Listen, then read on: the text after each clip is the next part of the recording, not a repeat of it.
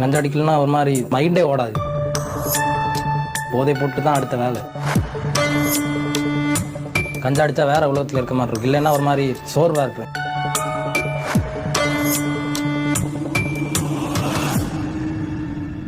என் பேர் டயானா. கன்னியாகுமரி மாவட்டம் குளச்சல்ல இருக்கோம். எனக்கு கல்யாணம் ஆகி ஒரு பொண்ணு ஒரு பையனும். என் கணவர் கடல் தொழில் செய்தாங்க. என் பையன் 19 வயசில் கஞ்சாக்கு அடிமையாக இருந்தான். ஆரம்பத்தில் கொஞ்சம் கொஞ்சம் அடிச்சிட்டு இருந்தவன் அதுக்கப்புறம் நிறைய ஆரம்பிச்சு அப்புறம் 3 வருஷம் கஞ்சாக்கு அடிமையாக இருந்தான்.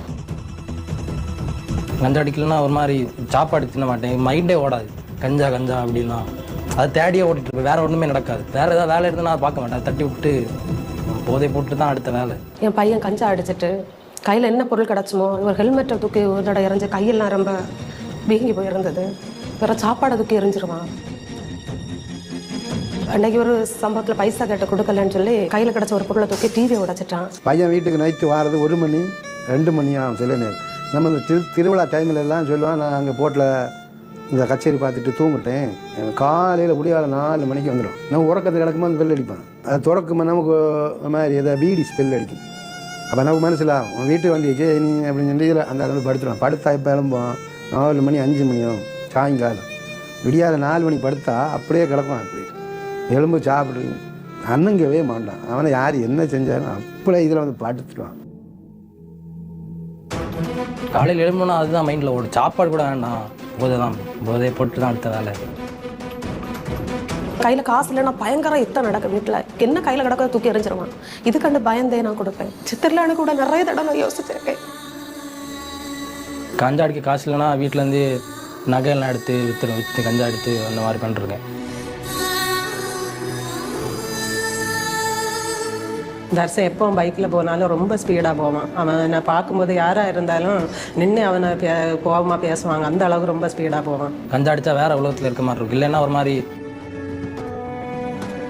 சோர்வாக இருப்பேன். எதுவுமே நடக்காது.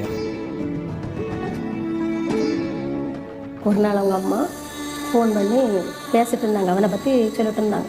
அப்படி இருக்கும்போது அவன் வந்திருக்கான். கிட்ட வந்தோன்னா அவங்கக்கிட்ட பேசுன்னு சொல்லிட்டு ஃபோனை கொடுத்துருக்காங்க. இவன் ஃபோனை வாங்கினேன், என்கிட்ட பேசுறதுக்கு ஃபோனை வாங்கினாங்க. வாங்காமல் அவங்கள சுட்டுட்டான்.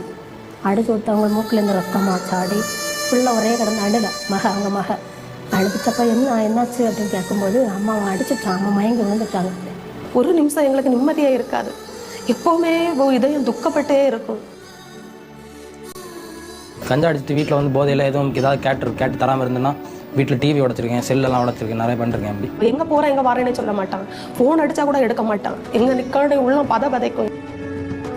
செல்லை கொடுக்கலன்னா என்ன அடிச்சிருவான். அதுக்கு பயந்தே நான் செல்லை கொடுத்துருவோம். செல்லு இல்லைன்னா எனக்கு ஒன்றுமே ஓடாது. செல் இருந்தால் தான் ஏதாவது ஓடும். அந்த மாதிரி நானே எனக்கு நல்ல டென்ஷன் ஆயிரும். செல்லு இல்லைன்னா டென்ஷன் ஆயிரும். அந்த மாதிரி நானே திருவிழா ஏதாவது எடுத்து என் மேலே குத்தி நானே செத்து போகிறேன், எனக்கு செல்லை தாங்க இல்லைன்னா நான் செத்துருவேன் அப்படின்னு சொல்லிட்டு நானே என்ன மிரட்டி இந்த மாதிரிலாம் பண்ணிருக்கேன்.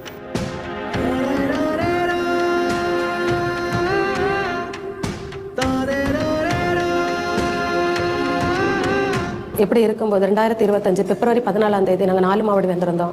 அப்போ ஜாய்ஸ் அக்காவை பார்க்க எங்களுக்கு வாய்ப்பு கிடைச்சது. ஜாய்ஸ் ஆண்டி வந்து என்கிட்ட 1.5 மணி நேரம் பேசினாங்க. என்கிட்ட இப்படிலாம் இருக்காதடா, கொஞ்சம் மனசு மாறு, உலகத்தை திரும்பி பாரு அப்படின்னு சொல்லிட்டு கொஞ்சம் பேசினா. ஏசா பத்திலாம் கொஞ்சம் சொன்னாங்க. அதுக்கப்புறம் ஜாய்ஸ் அக்கா அவனுக்காக பாரப்பட்டு ஜெபிச்சாங்க. அடுத்து எனக்கு பைபிள் புக்கெல்லாம் தந்து அனுப்பி விட்டாங்க. வீட்டுக்கு வந்த அப்புறம் ஒரு மாற்றத்தை காண முடிஞ்சது. ஜெபத்தில் எங்கள் கூட இருக்கவே மாட்டான். எங்கள் கூட ஜெபத்தில் இருக்க ஆரம்பித்தான். பைபிள் ரீட் பண்ண ஆரம்பித்தான். அந்த பைபிளை எடுத்துட்டு என் பக்கத்தில் இருந்து நிறைய வார்த்தைகள் எனக்கு புரியல அப்படின்னு சொல்லி என்கிட்ட விளக்கி என்ன அதெல்லாம் கேட்க ஆரம்பித்தான். அதை பார்க்கும்போது எங்கள் உள்ளத்துக்குள்ள ஒரு அளவில்லாத மகிழ்ச்சி. இப்போலாம் கஞ்சா அடிக்கிறதே இல்லை. இது எப்படி அடிக்கணும்னு தோணுச்சுனாலே வந்து மேலே ஏசப்பானவங்க பார்த்துட்டு இருக்காங்க அப்படின்னு சொல்லிட்டு ஒரு மனசில் ஒரு எண்ணம். இது தப்பு செஞ்சானா பின்னெல்லாமே நல்லா மோசமாயிரும். அந்த மாதிரி எனக்கு யோசனை வந்துட்டு பைபிள் வாசிக்காம தூங்க மாட்டான். 8 மணிக்கு ஜெபம் பண்ணாமல் இருக்க மாட்டான். முன்னாடி முடியெல்லாம் வளர்த்தி ரொம்ப பார்க்க முகமே தெரியாது. ஆனால் இப்போ ஹேர் கட் எல்லாம் பண்ணி அந்த ட்ரெஸ் எல்லாம் மாறி ரொம்ப இதாக இருக்கான். அன்றைக்கி நாங்கள் அவங்க வீட்டுக்கு வரும்போது நல்ல சவுண்டாக கேட்டது. யாருன்னு சொல்லி கேட்கும்போது தர்சன் ப்ரேயர் பண்ணிட்டு இருக்கான்னு சொன்னாங்க. அப்போ கடவுள் இவ்வளோ மாற்றத்தை கொண்டு வந்தது கடவுளுக்கு கோடி நன்றி தான். இப்போ நாங்கள் டெய்லி வந்து 6 மணிலேருந்து 4 மணி வரை ஜெபம் பண்ணிட்டுருக்கோம் தேசத்துக்காக. அடுத்து வந்து என்னை போல வாலிபர் வந்து ரசிக்கப்படணும், அந்த மாதிரி ஜெபம் பண்ணிட்டுருக்கோம். நான், என் தங்கச்சி, என் அக்கா.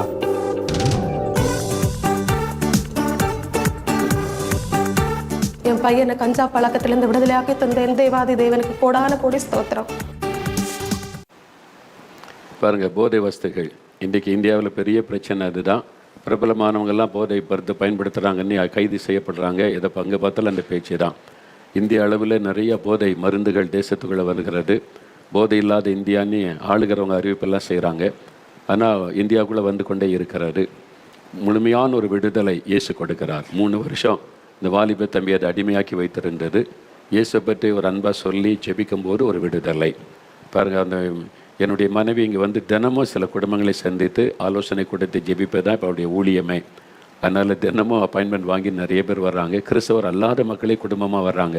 சிலர்லாம் 2-3 நாள் தங்கி பேசி ஜெபம் பண்ணி ஒரு ஆளை சந்திக்கிறதுக்கு சில சமயம் 4 மணி நேரம் உட்காந்து பேசுகிறது நான் பார்த்து ஆச்சரியப்பட்டு இருக்கிறேன்.